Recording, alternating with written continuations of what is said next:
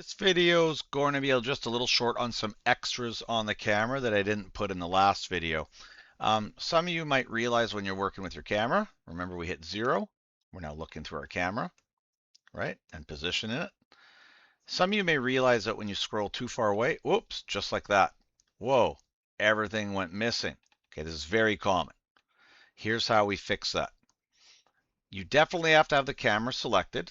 So you could either do it from here, okay, or you could do it from in your scene. You can make sure it's highlighted. And with the camera selected, what you do is you'll see here the camera icon on its data tab.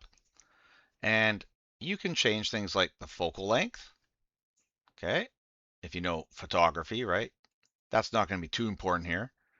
But then there's an important one here where it's the clip start and clip end.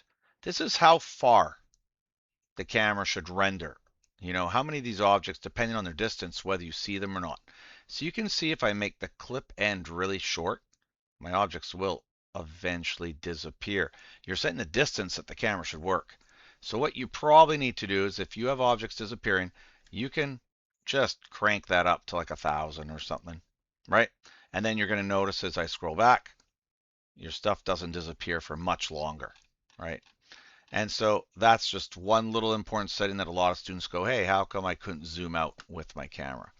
That's really it. That's a main one that students wonder about. Other than that, camera work should be fairly easy.